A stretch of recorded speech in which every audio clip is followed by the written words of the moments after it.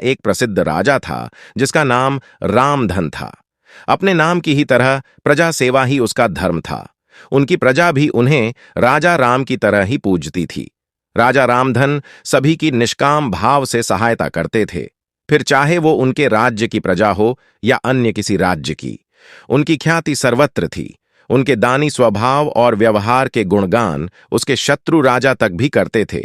उन्हीं राजाओं में एक राजा था भीम सिंह, जिसे राजा रामधन की इस ख्याति से ईर्ष्या थी। इसी ईर्ष्या के कारण उसने राजा रामधन को हराने की एक रणनीति बनाई और कुछ समय बाद रामधन के राज्य पर हमला कर दिया। भीम सिंह ने छल से युद्ध जीत लिया और रामधन को जंगल में जाना पड़ा। इतना होने पर भी रामधन की लोकप्रियता में कोई कमी नहीं आई थी। हर जगह उन्हीं की बातें चलती थीं, जिससे भीम सिंह को चैन न था।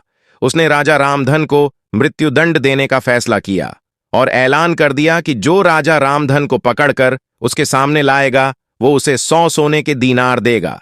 दूसरी तरफ राजा रामधन जंगलों में भटक रहे थे। तब उन्हें एक राहगीर मिला और उसने कहा, भाई, तुम इसी जगह के लगते हो, क्या मुझे राजा रामधन के राज्य की तरफ का रास्ता बता सकते हो? राजा रामधन ने पूछा, तुम्हें क्या काम है राजा से? तब राहगीर ने कहा, मेरे बेटे की तबीयत ठीक नहीं, उसके इलाज में सारा धन चला गया। सुना है राजा रामधन सभी की मदद करते हैं, सोचा उन्हीं के पास जाकर याचना करूं। यह सुनकर राजा रामधन राहगीर को अपने साथ लेकर भीम सिंह के पास पहुंचे। उन्हें देख दरबार में सभी अचंभित थे। राजा रामधन ने कहा, हे राजन, आपने मुझे खोजने वाले को 100 दीनार देने का वादा किया था। मेरे इस मित्र ने मुझे आपके सामने पेश किया है, अतः आप इसे वो 100 दीनार दे दें।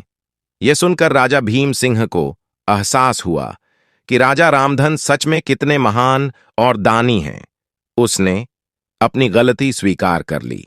साथ ही राजा रामधन को उनका राज्य लौटा दिया और सदा उनके दिखाए रास्ते पर चलने का फैसला किया। दोस्तों, इसीलिए कहते हैं कि कर भला तो हो भला।